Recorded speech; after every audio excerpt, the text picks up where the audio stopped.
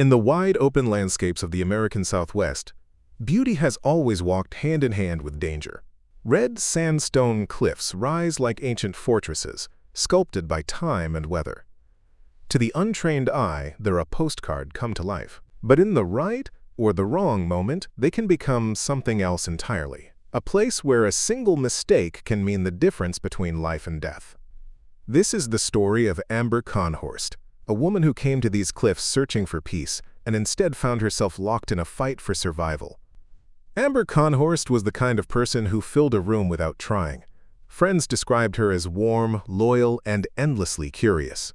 She worked as a nurse in Rochester, Minnesota, the kind of job that demanded everything from her: energy, patience, empathy. It was a calling she loved, but it came at a cost.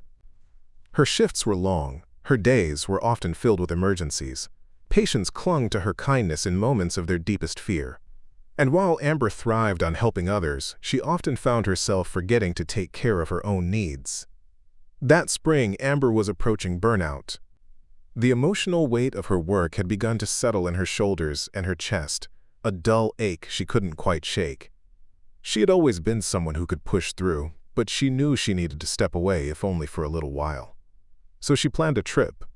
Amber's love for the outdoors went back to her childhood in the Midwest, where she'd spent long afternoons hiking along wooded trails and camping near quiet lakes. But the desert was different, mysterious, harsh, and humbling. She'd visited Utah once before, and its alien beauty had stayed with her. The way the sun baked the rocks into deep crimson, the smell of sagebrush after rain, the endless horizon that made the world feel bigger. This time, she wanted solitude. She booked a stay at a quiet bed and breakfast near Cane Beds, a remote community just north of the Arizona border. It was the kind of place where the night sky came alive with stars, where cell service was patchy, and where, if you weren't careful, you could wander just far enough to find yourself in trouble. On May 14, 2016, Amber packed her small SUV with hiking clothes, sturdy boots, a camera, and a notebook. She wasn't planning anything extreme, just a few hikes, some photography, and maybe a quiet afternoon with a good book. Her friends at the hospital wished her well, telling her to enjoy the peace and come back refreshed. She promised she would. From Minnesota to Utah, the landscape changed mile by mile. Amber passed through rolling green farmland, into the open plains of South Dakota, across the rugged peaks of Colorado, and finally into the red rock country of southern Utah. By the time she reached her destination, the sun was dipping low, casting the cliffs in layers of gold and shadow. She parked at the bed and breakfast, checked in, and chatted briefly with the owners. They gave her a map, pointed out some trails, and reminded her of something that's second nature to locals. Out here, you have to respect the land. If you're going hiking, take water, let someone know where you're going, and be careful near the cliffs. The rock can crumble without warning. Amber nodded. She understood. But she didn't know yet how important those words would become. Amber settled into her room, unpacked her bag, and sat outside on the porch as the sky deepened into indigo. She could hear crickets, the faint rustle of wind through sagebrush, and, far away, the low howl of a coyote. The air was warm but cooling quickly, a reminder that desert nights could turn cold. She thought about the hikes ahead, about the photos she'd take, about how good it felt to leave work stress behind. She didn't know it then, but she was just hours away from a moment that would change her life forever. Amber woke early on May 15, 2016, her first full day in Utah. The sky outside her window was already brightening, the horizon painted in soft pinks and oranges. She brewed coffee in the small kitchenette of the bed and breakfast, sipping slowly as she unfolded the paper map she'd been given the night before. Her plan was simple: take a morning hike on one of the nearby trails, explore for a few hours, then return before the heat of the afternoon. She circled a route near the Cane Beds area, a mix of flat desert terrain and cliffs, overlooking narrow canyons. From the contour lines, she could see it wasn't too strenuous, but it promised sweeping views. Amber's backpack was light. She carried a single water bottle, her phone, a camera, a small snack, and a lightweight jacket. She debated bringing more water but figured she'd be back before noon. It was early, cool, and she'd hiked in warmer weather before. This would later be one of the details rescuers would remember, how quickly the desert could turn against someone even on what seemed like an easy hike. By 8:30 a.m. she was on the trail. The first stretch was flat, a sandy path dotted with tufts of grass and low sage. Lizards darted across the ground ahead of her, disappearing into the brush.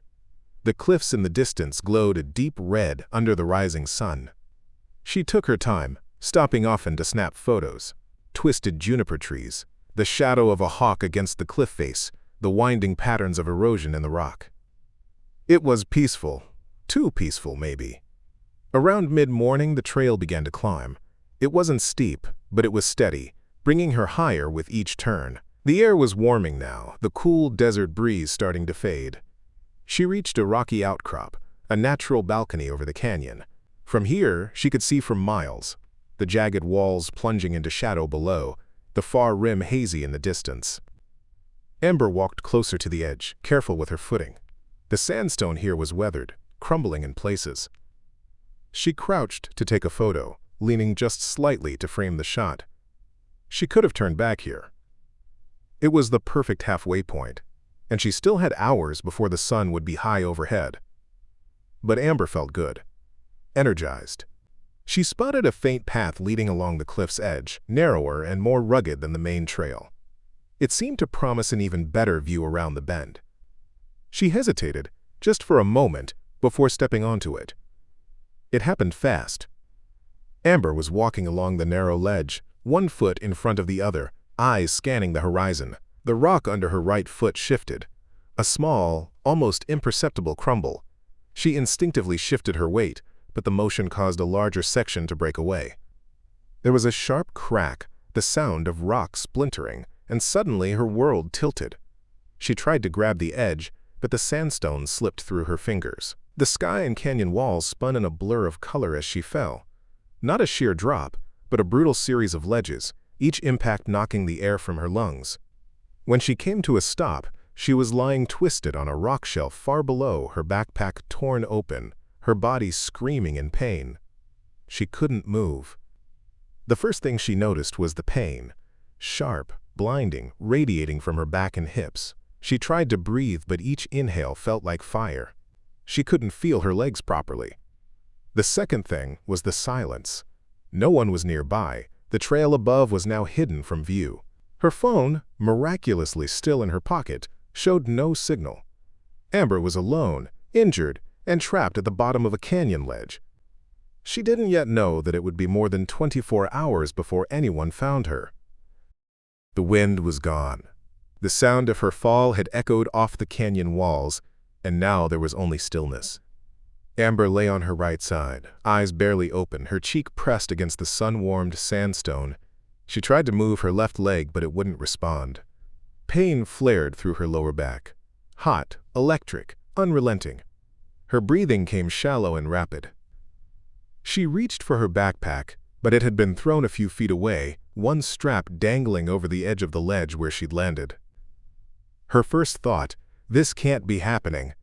Her hands trembled as she reached for her phone. No bars. She stared at the screen anyway, as if willing it to change.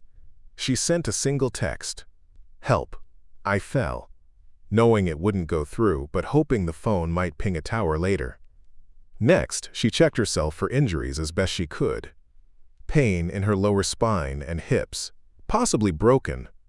Sharp ache in her ribs with every breath, likely fractured. A cut on her forehead, blood trickling into her left eyebrow. Moving was almost impossible, but she inched herself toward the backpack. Every shift of her weight sent fresh waves of agony through her body. By mid-morning, the sunlight had shifted overhead, burning against the rock. The temperature climbed quickly, the cool morning giving way to the high desert's harsh midday heat. Amber had a single 16-ounce water bottle. She forced herself to take only the smallest sips. She knew the heat could kill her faster than her injuries if she wasn't careful. Her lips were already starting to dry. At intervals, she gathered enough breath to call for help. Her voice echoed back at her, swallowed by the canyon. No answer. She imagined hikers on the trail above, maybe close enough to hear, maybe not. She screamed again, the sound tearing her throat. The silence that followed felt heavier each time. As the sun began to sink, the air cooled, relief from the heat, but the chill brought a new problem.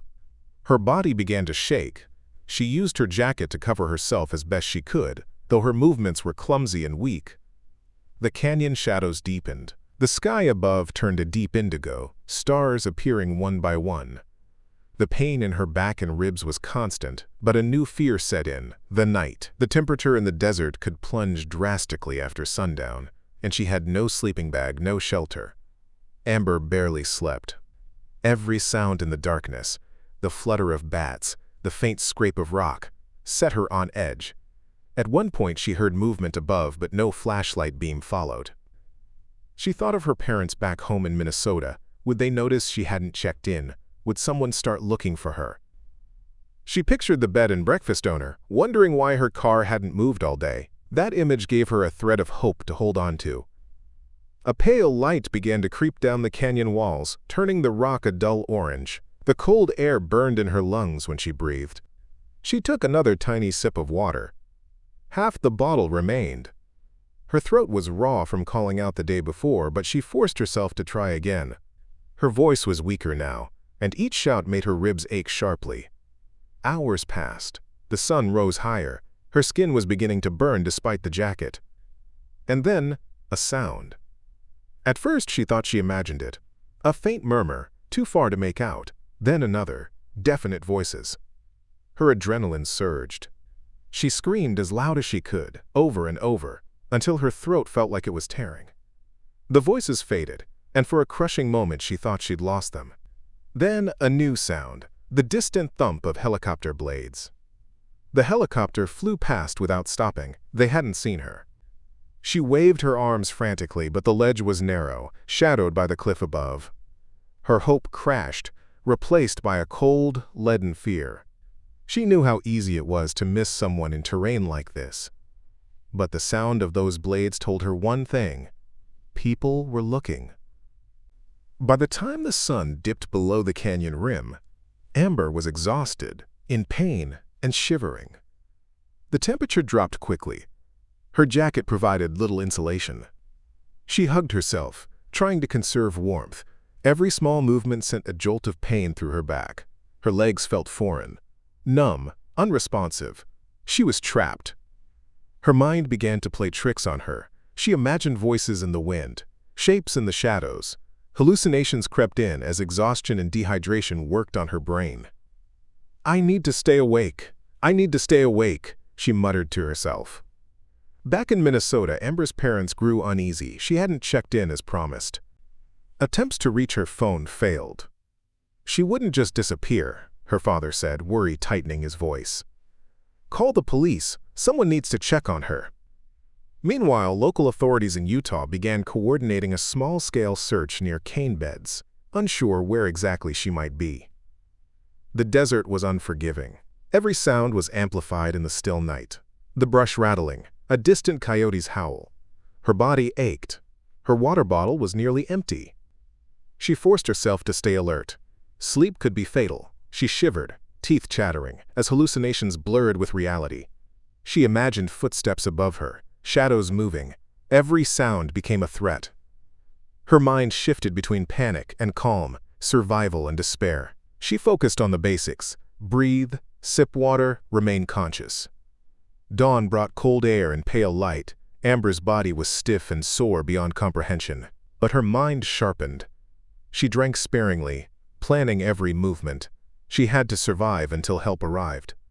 She whispered affirmations to herself, a survival technique she had read about in books. "I am alive. I can do this. I will be found." Her focus narrowed. Conserve energy. Signal if possible. Stay alive. By mid-morning, Utah authorities had expanded the search. Helicopters were deployed. Ground teams combed trails and known hiking areas. One pilot interviewed later remembered the urgency. "We knew the terrain was dangerous. Anyone trapped down there had very little time. Every minute counted." Volunteers and law enforcement scanned the cliffs, calling out. The canyon's geometry made visibility difficult. From above, a person could easily be hidden behind rock formations. Amber tried to shift slightly to get comfortable, but each movement sent pain shooting through her back. Her ribs burned from the initial impact. She rationed water, using small sips. She tried to remember first aid techniques she had read about: immobilize, protect, conserve. She also tried to make herself more visible, using a brightly colored jacket to catch any potential searchlight. "Someone has to see me. Someone has to find me." Pilots and ground teams coordinated over radio. One pilot circled a canyon ridge. "I thought I saw something, maybe a piece of gear. Could be nothing, could be someone. Keep ground teams ready." The terrain made it difficult. Every turn of a cliff could hide a person. And even if spotted, landing a helicopter in that environment was near impossible. Amber's mental state was critical. Psychologists note that in prolonged isolation and injury, the mind fluctuates between despair and problem-solving. She clung to 3 survival instincts: conserve energy, moving only when necessary; stay hydrated, sipping water to make it last; signal for help, waving arms, using reflective surfaces if she could. Despite pain, fear, and exhaustion, these instincts kept her alive. By late afternoon, Amber's water was nearly gone, her lips were cracked, and her tongue burned. She felt dizzy when moving her head. Her body temperature was rising. She tried to keep a journal entry in her mind, reciting her thoughts to maintain clarity. She thought of home, of friends, of the life she wanted to return to. Each thought was a lifeline. Ground teams split into grids along trails and ridges. Officers on foot climbed rugged terrain, calling her name. They were aware of her possible location from the last reported GPS pings from her phone. "We were running against time," one officer recalled. If she was injured, dehydration or exposure could become fatal fast. One helicopter pilot finally caught a glint of red against the rocks. Her jacket. "There's a person down there," he radioed. Ground teams scrambled. Visibility was poor due to the angle, but hope surged.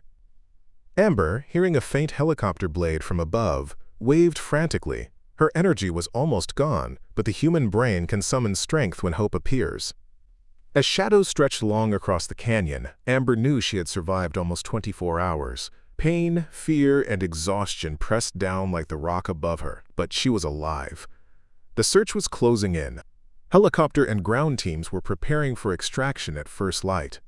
Her survival instincts, combined with the rescue team's perseverance, were about to converge. Early the following morning, the first light painted the canyon walls in soft gold. The search and rescue helicopter circled low, carefully scanning ledges and outcroppings.